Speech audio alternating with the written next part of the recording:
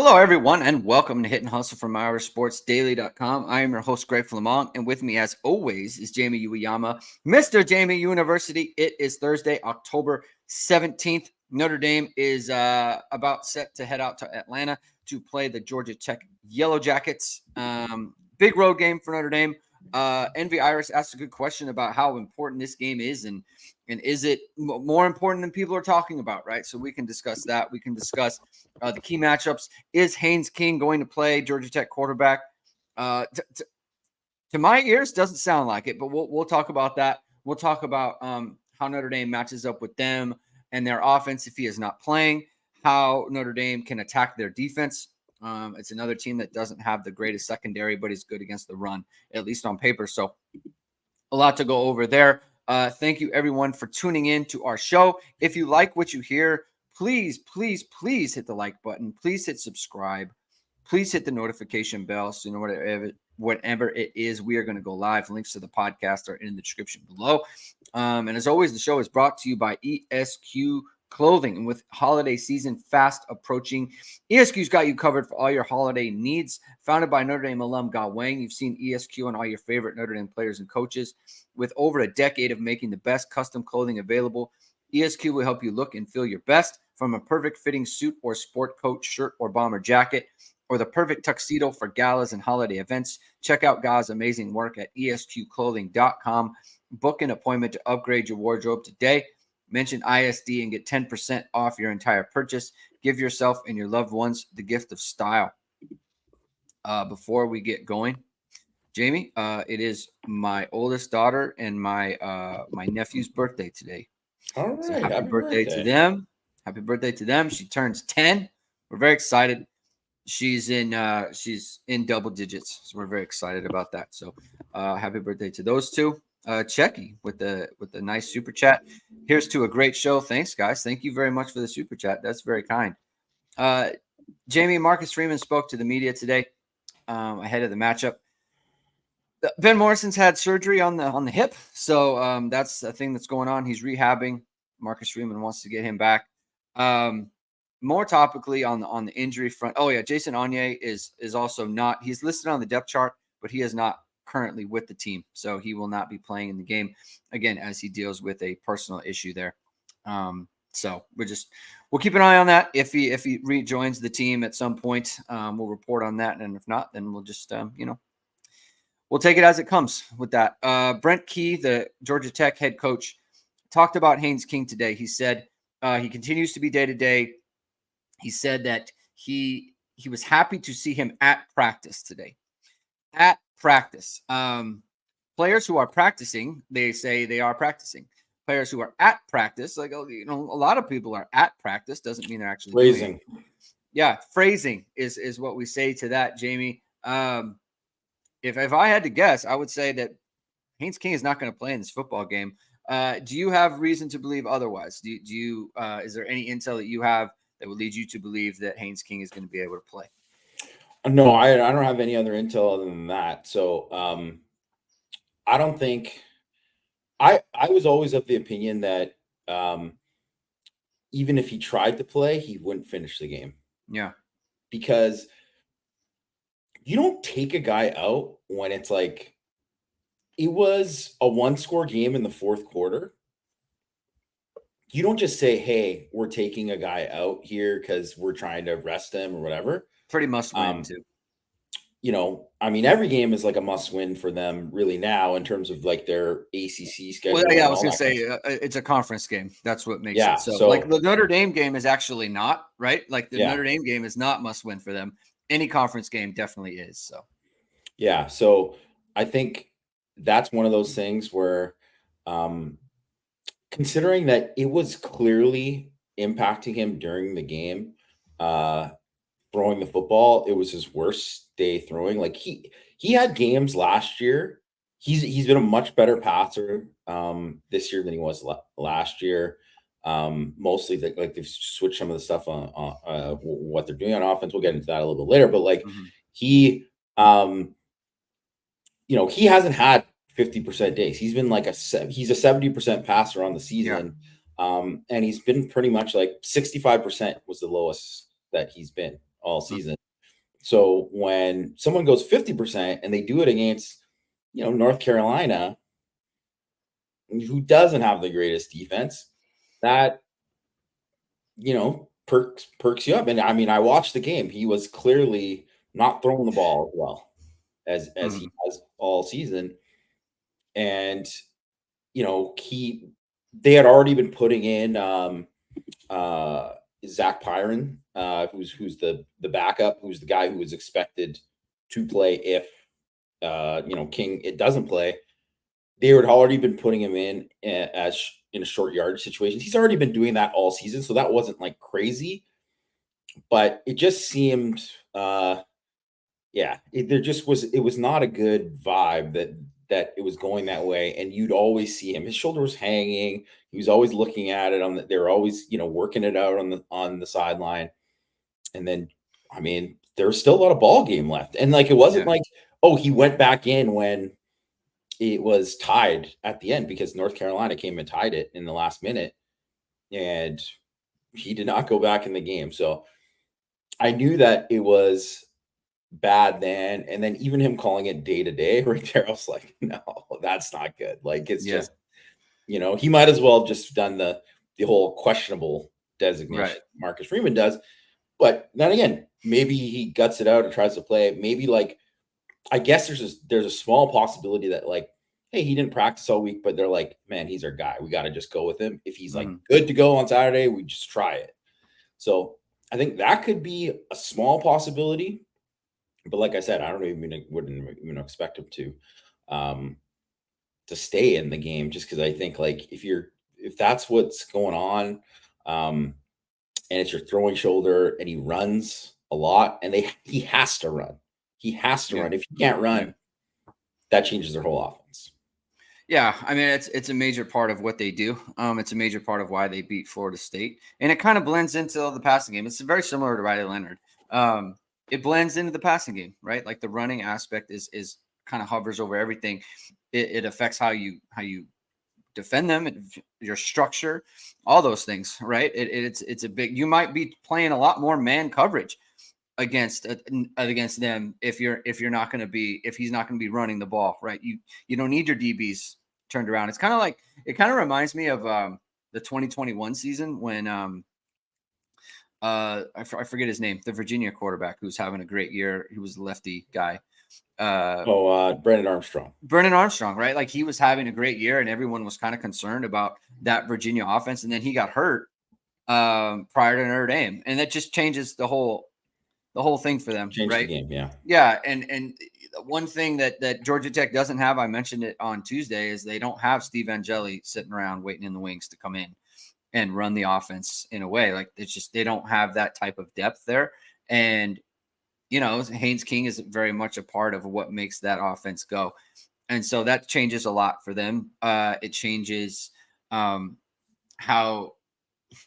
they approach offense. Because the other part too is, he was very accurate, yes, but they were also like a downfield passing team. I mean, they were hitting big plays against Louisville. They hit a bunch of big plays against Louisville. And if they're not able to do that, it just makes it very difficult for them. On the Notre Dame front, right? So defensively, obviously Notre Dame is they're replacing Ben Morrison, right? And that's going to be a big thing. You wrote about Leonard Moore today. Envy Irish is asking the question, can injured players like BMO travel with the team? BMO won't, just because he had surgery, so he has to recover. He can't be getting on a plane right now. So they won't take him. But if he was just hurt, let's say it was I don't know, something with his shoulder or whatever it might be. If he could travel, he would, right? They would take him. He's a captain. It's not like he's like a walk-on guy or someone who's a reserve, right? If one of your captains is hurt, they'll take him on the trip, right? So the captain will definitely have the opportunity to go if they want. I'd expect him to still be around the team most of the year. I mean, Marcus Freeman said that today. He said he can't wait to get him back around the guys, right? So, look, when you're a captain, you get that sort of thing. Moore's going to replace him. I've been talking about on the board a lot about, people were asking questions about Leonard Moore and what he brings and kind of his skill set and what he can bring to the to the defense. And I want to kind of throw out, I don't want to say a caveat, but just kind of give some perspective on it. I was very, very glowing about Leonard Moore and the way that he's played, and just some of his attributes, right? But there is a difference between someone's their feet and their patience and the technique that they play with.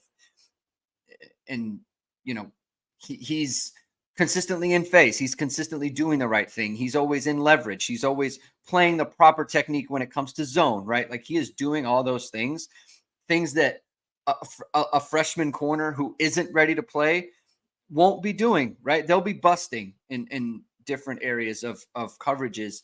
He doesn't do that.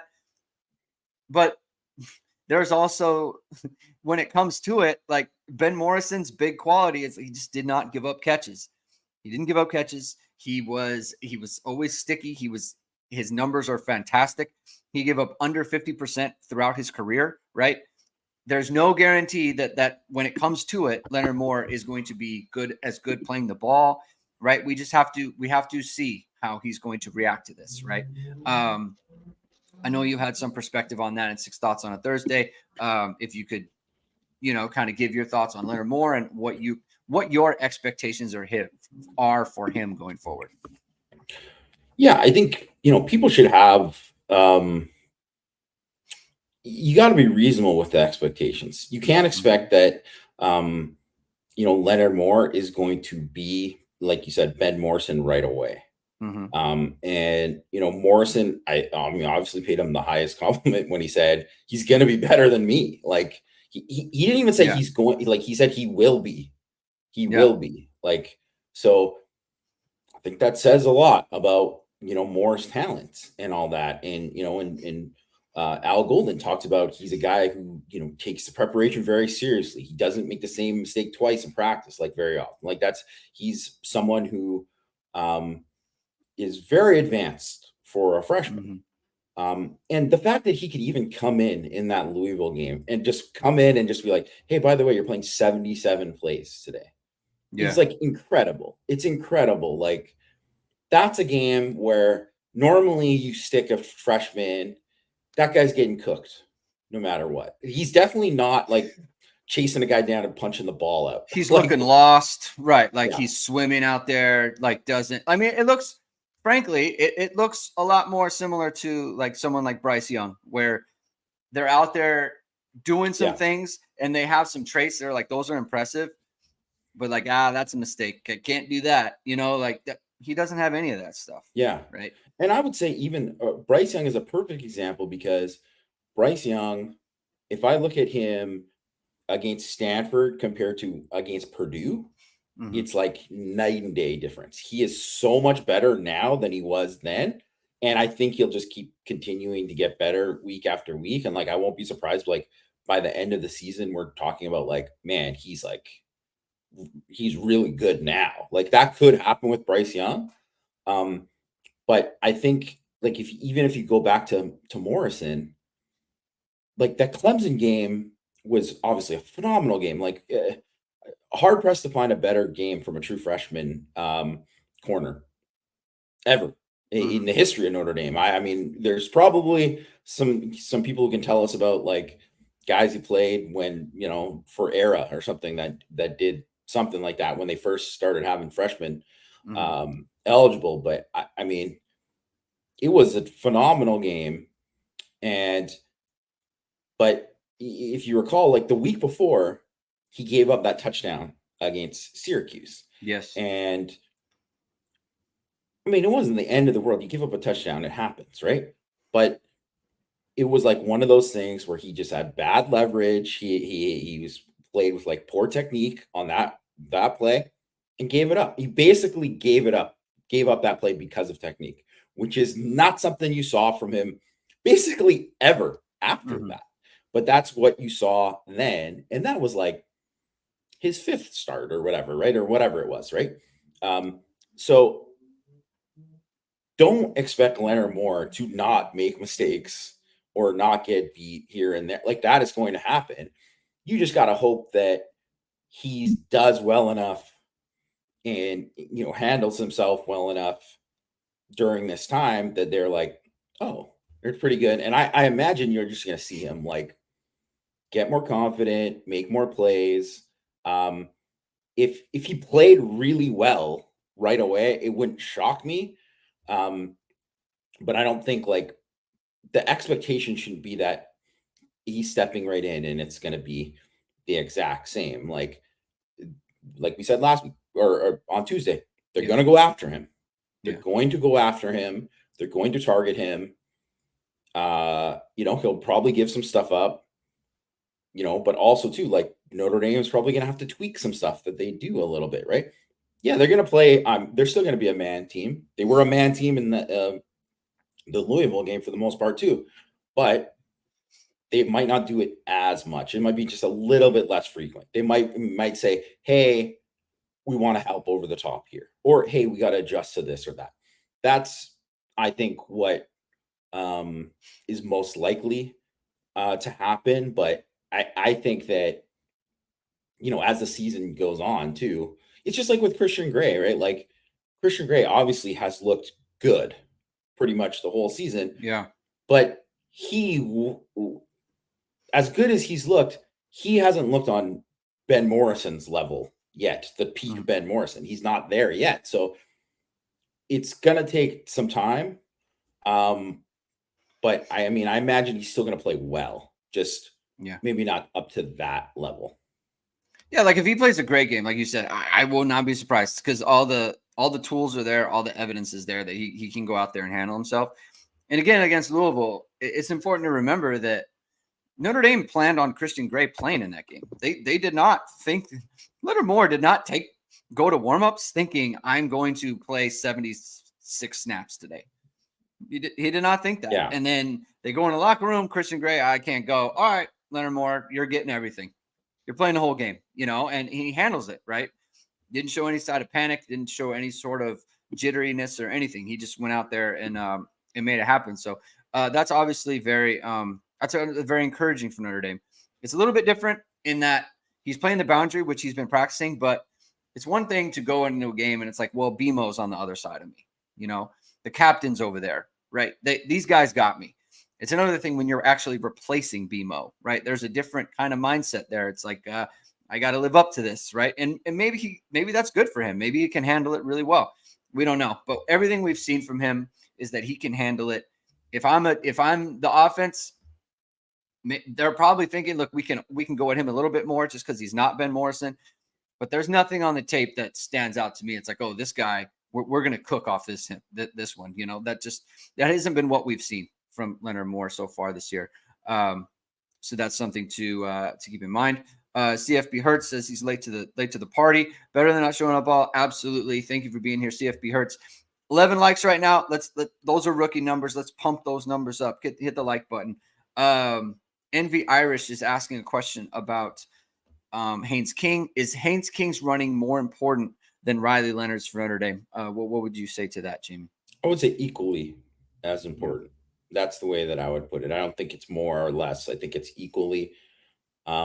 He's a different runner than Leonard, but he is an explosive runner. Like he's fast.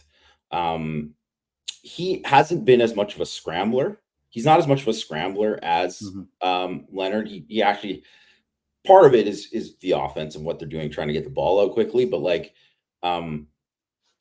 a lot of his damage that he's done has been on design runs, right? And like zone read keeps and stuff like that. And but I mean, just to give you an idea, like Haynes King in high school, 4.5 40, 4.50, 4.02 short shuttle, 36.9 vert.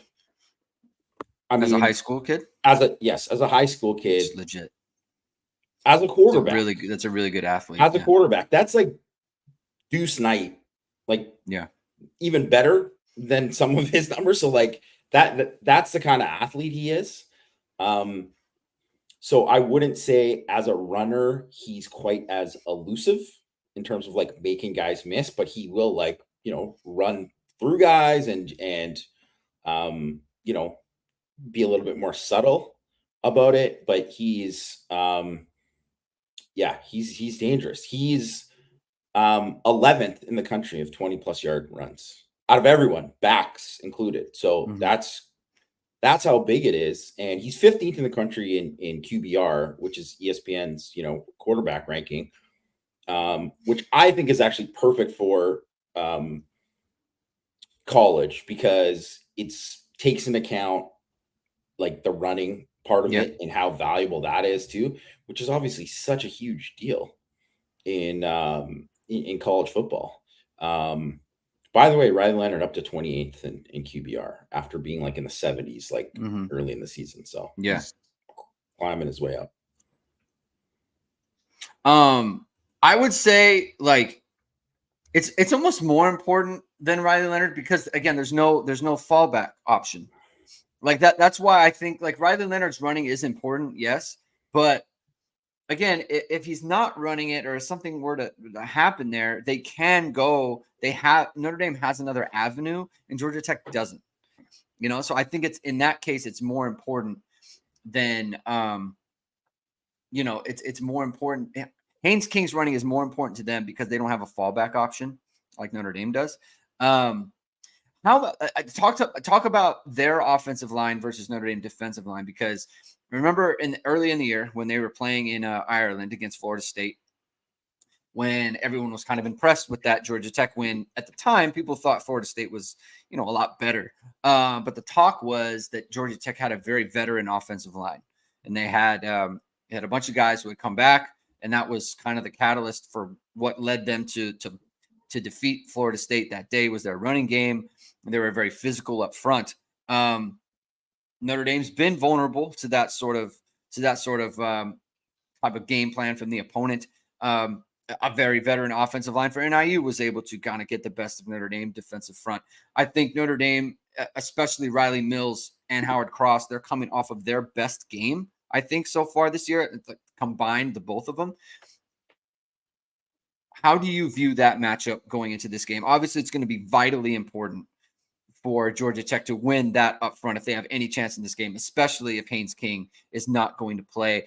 How do you kind of see that playing out? MV Irish points out that Rubio is back as well. So Gabe Rubio is back. So that's important for Notre Dame.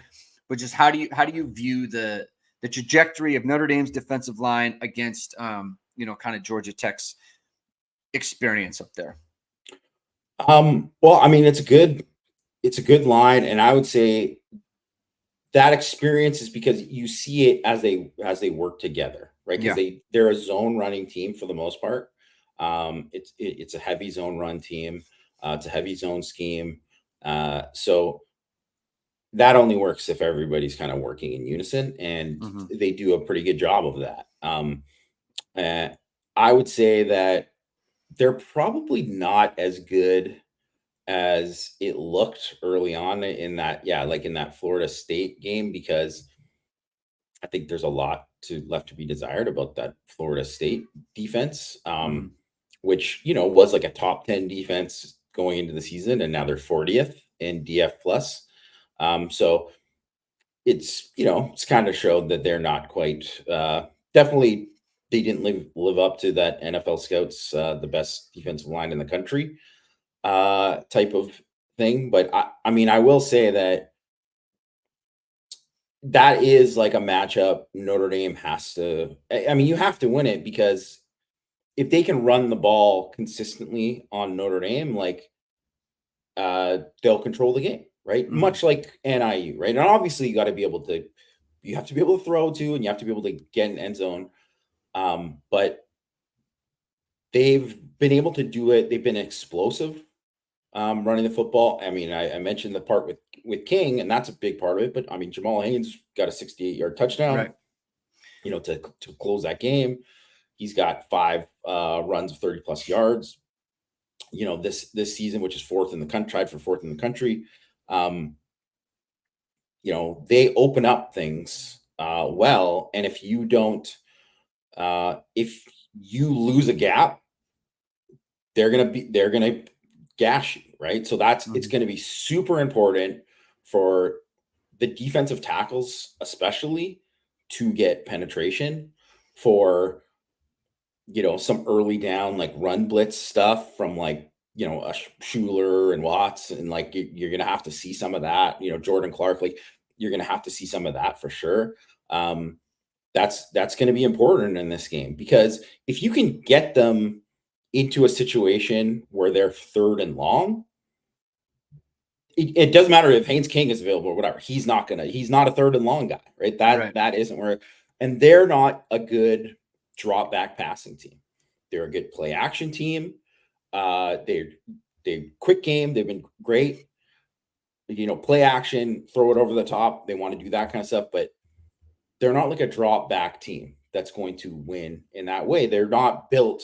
The line isn't built to do that. They don't have good enough.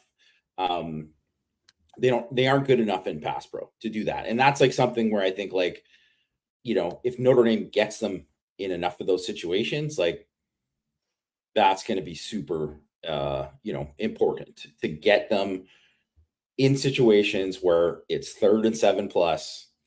And, they'll run it, some of that too, right? To get into other situations where they get to like, they'll try to run it again on 4th down, but you just get them off schedule enough. You frustrate them enough.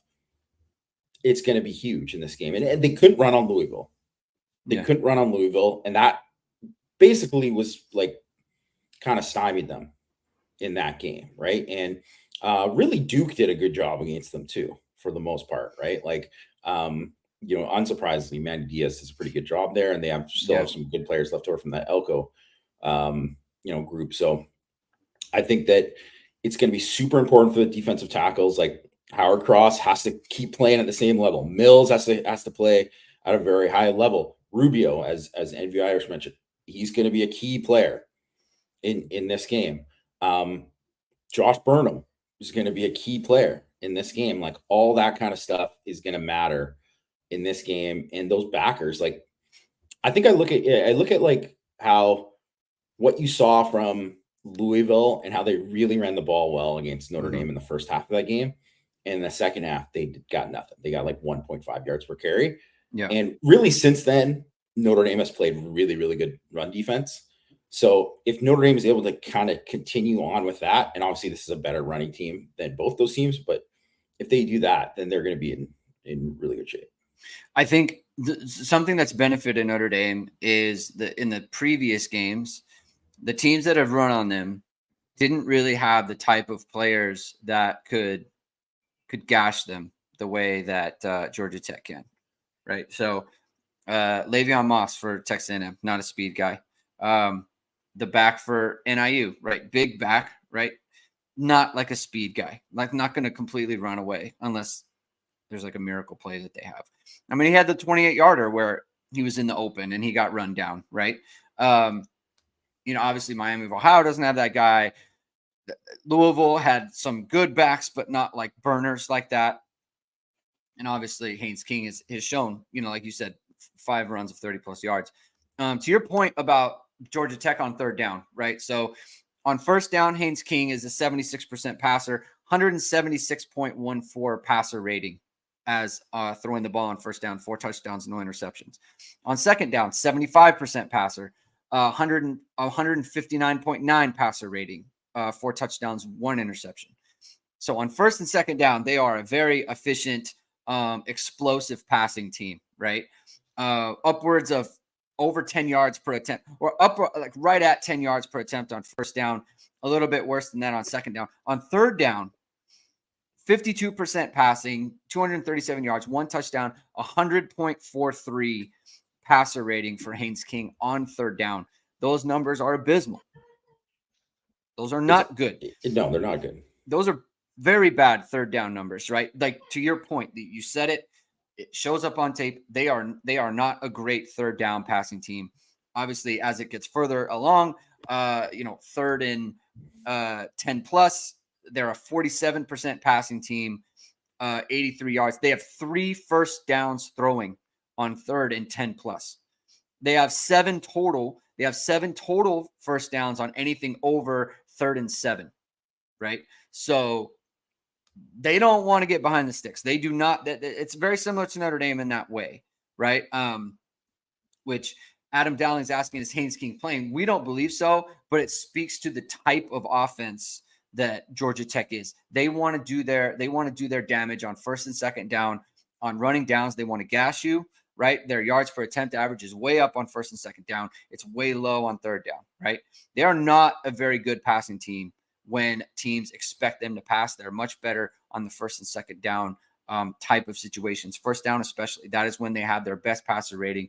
And so that is something that Notre Dame has to be ready for. That does play into the strength of Notre Dame's defense, right?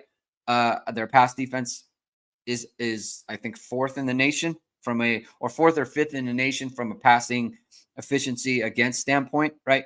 Obviously, that allows them to get after the passer and things of that nature. Also speaks to the Ben Morrison thing that we were speaking about earlier. So that's going to be something that we're tracking throughout the day. Is Georgia Tech able to throw the ball on first and second down? Because that's what they want to do. They want to hit those chunk plays. Switching over to the other side of the ball, Jamie, Georgia Tech, very similar to Stanford in that they are a much better run defense than they are passing defense. Are they similar to Stanford in that, a lot of Stanford's numbers as a run defense were better because teams were throwing on them so well, so they didn't have to. They weren't even trying to run because they could throw it. Is it a true strength for Georgia Tech, or do you feel like there's opportunities for Notre Dame, a team that's going to actually focus on running the ball at Georgia Tech? I think it's more of a strength for them than it is for Stanford. So that Okay. they're better. They have a better run defense, and they do a little bit more stuff too. Where I think Stanford is almost always stopping the run with numbers, which is why you could RPO them so much, right? Yeah. And Georgia Tech will do that with numbers too, but there's a lot of like late movement. I think what you see with Tyler Santucci, he's a Mike Elko Yeah. disciple. Yeah. Think about that Texas A&M game and how those safeties came late. How blitzers came late, how movement happened late with the thing. Yeah. That's what they do. And they screw up blocking schemes that way. They could have less guys, but some guy will get free and be able to do it. But obviously, sometimes too, they'll bring that extra guy and they'll bring him late. And if that guy misses, it can be bad, right? But they've done a really good job. They've done a better job of that. But I would say, they don't have great safeties, just like Stanford, and way too many missed tackles. And I think their corners are actually, I would say, probably worse than Stanford's. Just in that, like, these guys, they just get got too much, right? And I think that there's going to be, it should play out probably very similarly, where you're like, man, Notre Dame run on first down, loss of 1, and it's like second and 11. Oh my, and it's going to be a grind in some of those kind of circumstances. And then you're going to have to come out and kind of do a little bit what Notre Dame did in the game against Stanford, where you're going to have to be aggressive throwing the ball, and you're going to have to complete passes, and you're going to have to do these things to get them out of being as aggressive with it, and then or also burn them in that sense too. But their pass defense is worse than Stanford's. It is worse. And that is something that I just think that, they're 117th in EPA per dropback, 117th in passing success rate, and 94th in opponent pass rating versus FBS competition. They're 107 in explosive passing plays against. And the pass rush is horrific. They have 6 sacks in 6 games versus FBS opponents, 123rd in sack rate, 132nd in PFF's pass rush grade. They suck versus the pass. They're not going to. The only way they get pressure consistently is they have to blitz.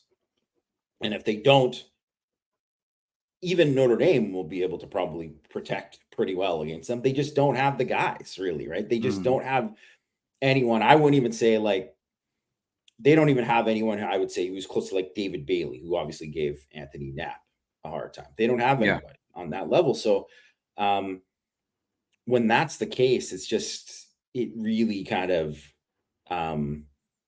limits what you can do there, right? Like they can't, it's you play the same style of defense as Texas A&M, but you don't have Shamar Turner. You don't have Nick Scorton. Like, Right. it changes how you have to play. They're a nightmare on third down because they tons of sim pressure stuff, tons of whatever. Like, and just anytime there's a really good defensive coordinator, it's going to be tough to convert on third and medium to long against those guys because they do so much scheme wise that it's just going to like force you to get the ball up before you want to, even if they're like, hey, we're only rushing 3 here, but you think we're rushing 6. So they do. He will do that kind of thing, and they have to, adjust to it. But the key is winning on first, and second down. And frankly, like they get beat too much. Doing that, they just give up too much. And also too in this game against North Carolina, like they had a problem containing Jacoby Criswell, North Carolina's quarterback, like scrambling. Like he got a lot of yards scrambling. So that is also something to watch. I just don't think that athletically their back, their back seven is just not where it needs to be athletically. So there's going to be opportunities there for like after the catch, for, scrambling, all that kind of stuff. Notre Dame's gotten over on every bad defense this year. Yes. Is that a fair take? So I think it's totally fair. Yeah. I mean, it's just what happened, right? That Purdue brought a bad defense and Notre Dame shredded them. Stanford brought a bad defense and Notre Dame shredded them. Georgia Tech's got a bad defense, right? I mean, Notre Dame's played some pretty good defenses this year, and those are the ones that gave them problems. Like we said, NIU had a pretty good defense. We said Miami, Ohio had a pretty good defense. Obviously, Texas A&M has a good defense, right? By the way, NIU, sorry to interrupt, Greg, but NIU 12th in yards per play on defense, just in case anyone's wondering. I know they haven't played the toughest schedule, but still. Yeah, yeah. And people are going to, Notre Dame should be able to handle NIU. That's not the point. The point is that was a pretty good defense that came in to Notre Dame Stadium, and Georgia Tech just isn't, right? And Notre Dame has shredded the poor defenses they've played this year. So they should have opportunities there. And something that I'm kind of monitoring, Jamie, is, we talk a lot about, teams improving over the year, right? And that is something that I think is kind of thrown out a lot. Like people say that. I think Notre Dame's offense is a true opportunity to grow because there were things at the start of the year, like the rudimentary things that they really couldn't do.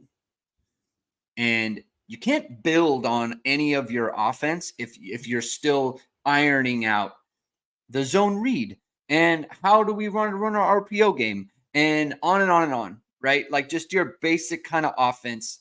Notre Dame was very basic in the first few weeks. And I think that they have continued to evolve there. Like I think you've noticed on tape, I've noticed on tape, like they're starting to do a lot more complicated things. They're starting to ask more questions of the defense. And I think that there is an expectation from me that will continue to happen. There is going to be more and more wrinkles to what Notre Dame's doing to their base stuff that we've seen throughout the year, things that teams haven't seen on tape that aren't prepared for. And not just that, but the types of things that are going to lead to big plays and explosives to exploit the defense. That's something that I'm interested to see, the growth of Notre Dame's playbook and the things that they feel comfortable doing. And so I'm just kind of wondering if you have your eyes set on that as well, what you're looking for. Like we said, Mitchell Evans, like can they get him involved a little bit more? what can they do with a KK Smith, right? Like, or a Chris Mitchell, right? They got him more involved last week. What more can they bring to the offense that the defense hasn't seen to really start to click for them? Because we've talked about Riley Leonard, like his play has gotten a lot better over the last 4 weeks there. Yeah, I think there's a lot they can do. And I think a lot of it is just kind of building off of what they did against Stanford, because I think a lot of what they did in that game is kind of like the base of what they should be doing the rest of the year. Like they should be running a lot more RPOs, Yeah. right? And it's going to be different from week to week. Like maybe some weeks Leonard might only pull it 4 times or something like that on an RPO instead of like 8 in this game. Like that's going to happen, but it has to be a part of your offense, especially because teams are going to be like, hey, we don't want Love to beat us. We don't want Leonard to beat us. We don't want Price to beat us. So you have to have that as a counter. So I think that kind of thing is something to watch. But I think one of the things that kind of stood out about the Stanford game was Notre Dame didn't do anything in that game that we've seen in some of these other games where they they really kind of set something up. Yeah. They were like, boom, we did hit you with this, boom, we hit you with that. Like, yeah, they didn't really, because they didn't have to. They didn't have to in that game. So that's something I think what you're going to see more of. This week, really too, in some of these other games where it's just like, it's going to be important, like Navy and Army too, might not even, you might not think about it in that way, but it's like, you're going to have to score a lot of points in those games. It's going to be one of those things where in terms of the amount you score per drive is going to be very, very important. CFB hurts. I just saw this now. I meant their schedule as a whole. NIU. They're haven't played the toughest group. Yeah. As a whole, Notre Dame was by far the best team that they've played. Like even like NC State, like post ND. Yeah. Yeah. I'm sorry. Go ahead. What were you gonna say? Oh no, there was Isaac K as a question about Georgia Tech's wide receivers. So I was just looking up those guys.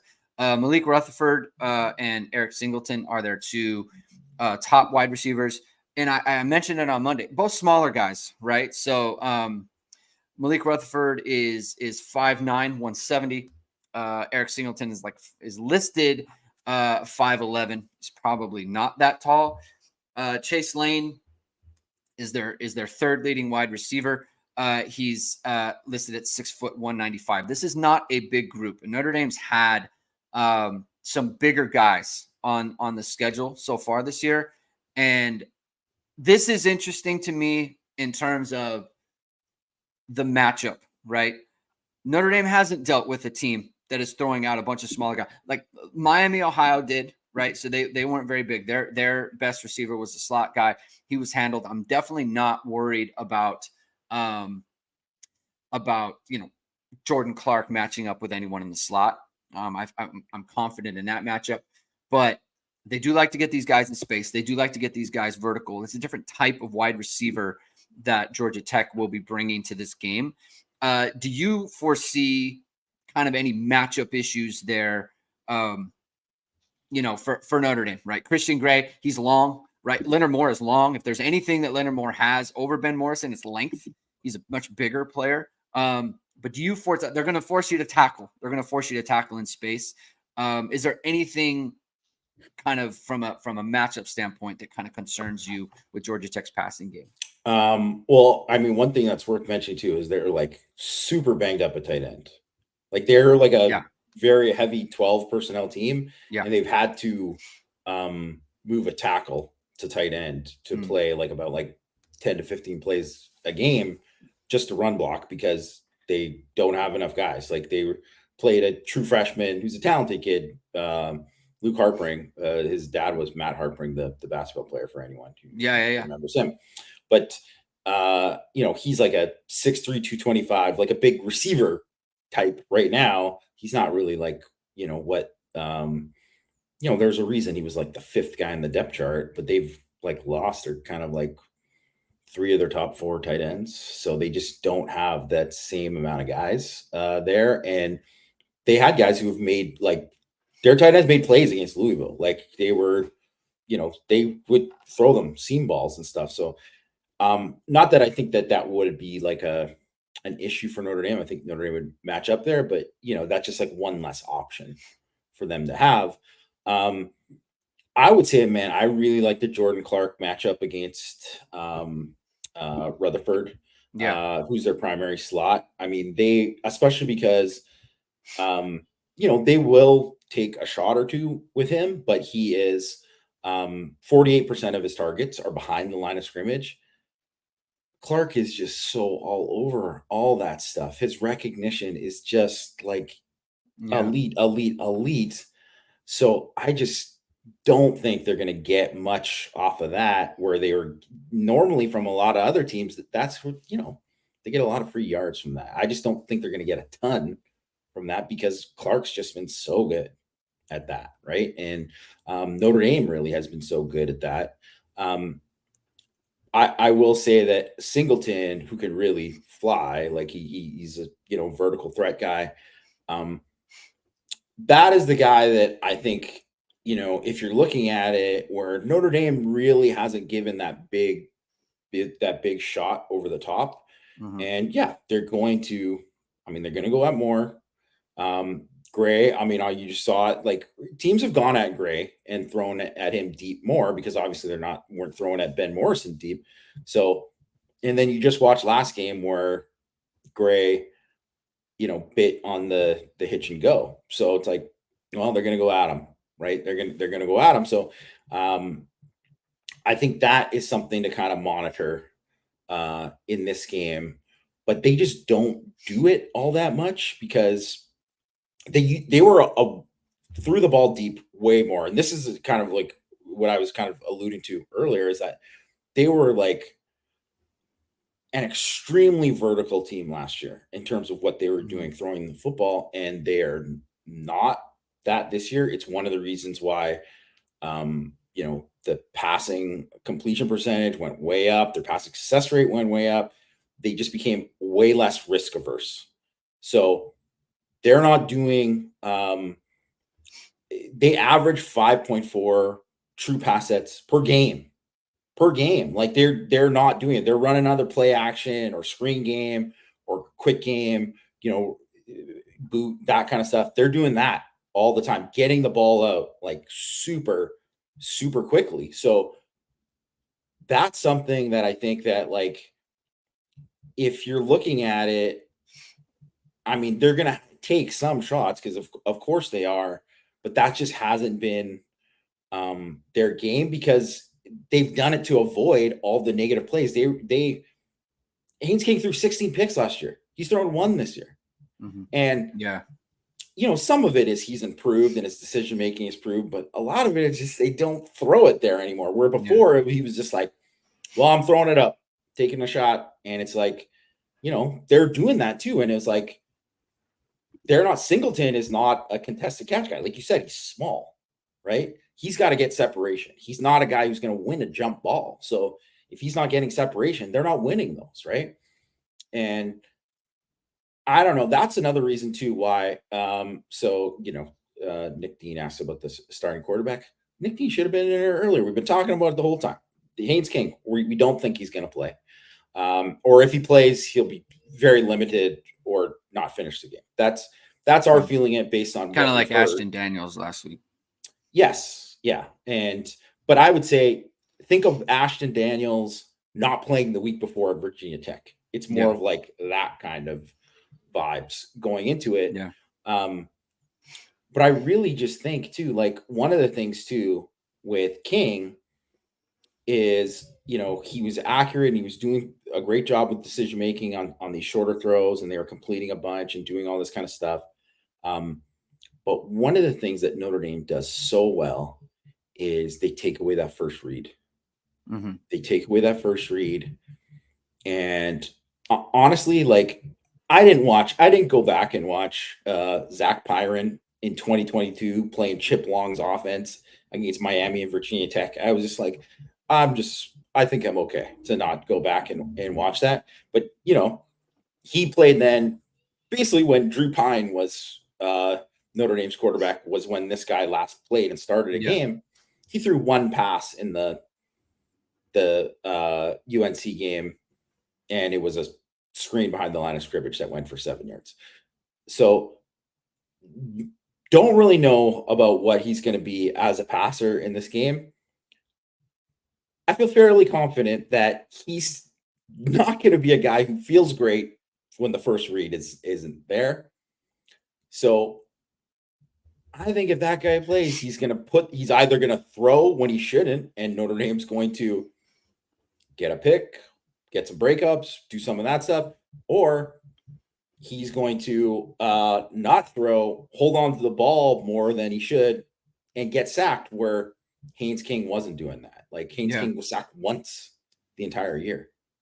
Yeah, it's Notre Dame's defense makes it so difficult. Like you said, they take away the first option, and not just that, but then they're also kind of in something you're not really sure what it is. An experienced player might be able to identify it very quickly, but an inexperienced player, you could see them just being like, "Nope, I don't know what this is. This is not available to me. I'm going to get out of here." Right? Look at Georgia Tech probably last year. They said, we're turning the ball over too much and it's killing our offense, right? We're moving the ball, but then we're giving the ball away. I mean, look, this is why coaches are, like you used the term, risk averse, right? They don't want to take those risks because then it puts your defense at a disadvantage, right? You want to be more careful with the ball, and you want to give your defense the best chance possible. And obviously, it's worked out for Georgia Tech, right? They're a better offensive team, right? They're averaging over 32 points a game. Haynes King isn't turning the ball over as much, and he's a lot more accurate. So, look, there is a case to be made to be risk averse, but you do also want to do the right thing, right? And that's exactly what you have with VSR Media, Jamie. You don't have to take the risk on of going with a media company that isn't good, but it is the right thing to go with them because there are so many things that they can do for you, right? VSR Media, of course, is founded by Notre Dame football pregame host and Emmy award-winning anchor Vahid Sadrazadeh. VSR Media provides professional and cinematic video and photo. Whether you're looking for a collegiate or pro-level highlight reel, have a personal story to tell, or aiming to diversify and grow your business, VSR Media specializes in short and long-form video storytelling, social media management, and website design. VSR Media also captures professional headshots, senior, and sports photos. Contact them at vsrmediacompany.com. Mention Irish Sports Daily to receive 20% off your first project. Visit them online or give them a call at 574-800-9106. Jamie, give me an offensive player for Notre Dame who's gonna have a big game on Saturday. I think Jeremiah. I mean, it's easy to say Jeremiah Love. It's not. No, it's not easy at this point. You could say Mitchell Evans. You could say a whole lot of people. Why Jeremiah Love? I mean, he's been good in every game, so I think maybe it's a cop out to pick him. But I do think that I think of their tackling issues with safeties. I think of some of the ways they've handled some things in space with tackling after the catch and stuff. And then I think man, it seems like another kind of game where Jeremiah Love is going to get a screen and take it a long way. Even if he maybe doesn't get, what they want early in the running game, I think he's going to break some stuff late because it's going to happen because there's going to be a situation where they get a look and he's going to be a guy who can make someone miss. I would also say it's weird to say because it's like, yeah, their run game, so their run defense is their thing. But I also think Jadarian Price, he's another guy to watch in this game. Like he's another guy that I'm thinking I mean, obviously they haven't thrown in the ball, so I'm not thinking about that. But I just think about anytime that guy gets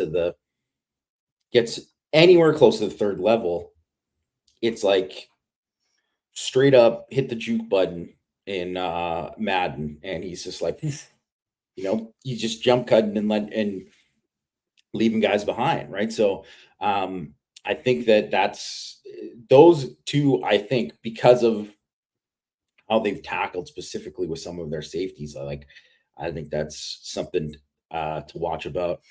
And I'm also just gonna say too, Mitchell Evans. I just think like him not getting a target last game is kind of what we talked about. I think Yeah. you got to throw him the football. Yeah. You got to throw him the football. And I got to tell you too. First of all, I love all the people on IST. Love all the subscribers. Thank you so much to all of them.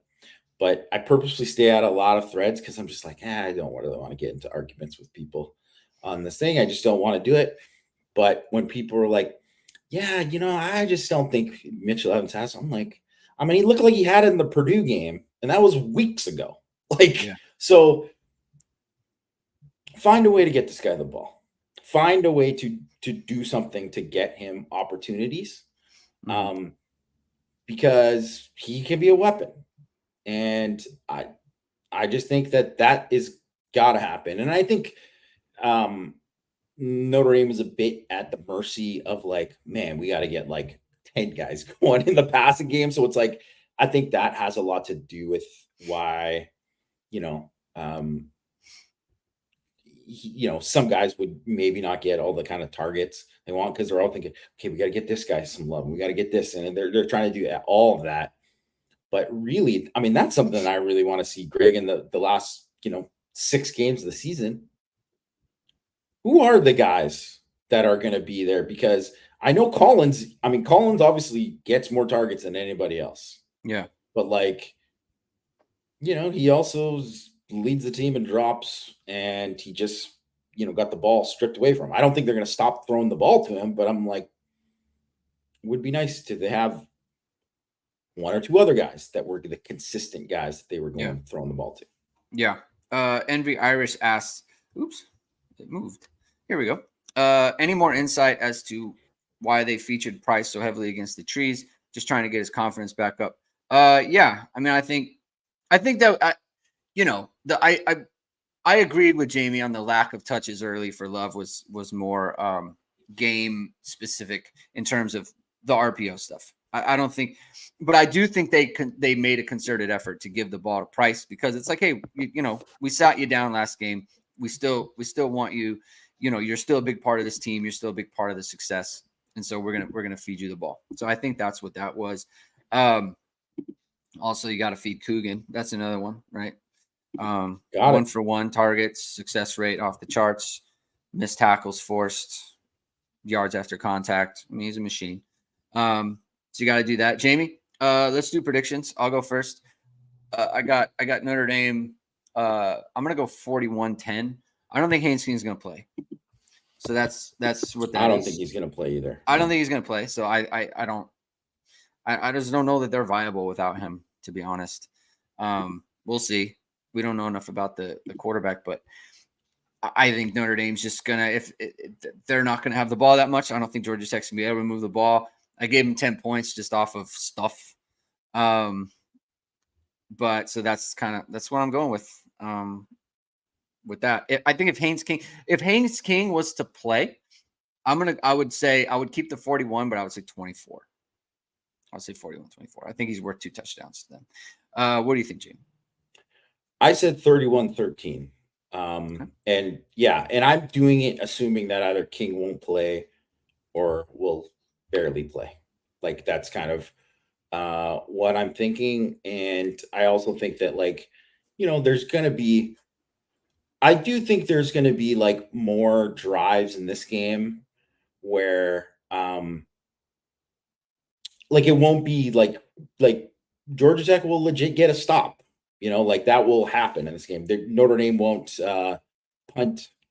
They'll punt more than once in this game other than they did against Stanford. Right. So I think that's kind of the way I see it. And like you said too, like probably some stuff, but I thought about putting it under 10 points to be honest too. So, and honestly, if King doesn't play, I would not be shocked if they didn't get to 10 points. Yeah. Yeah. All right. We're going to leave it there. Thank you everyone for tuning in. If you like what you heard today, please hit the like button. Please hit subscribe. please hit the notification bell so whenever it is we're going to go live. We'll be back. I'll be back tomorrow with the happy hour show, and then we'll be back. Jamie and I will be back on Saturday after the game. I'll have my morning after recap on Sunday, and on and on and on. So that's the normal schedule. Thank you, everyone. Have a good rest of your week. Have a good weekend. We'll talk to you tomorrow and on Saturday. Keep hitting and hustling.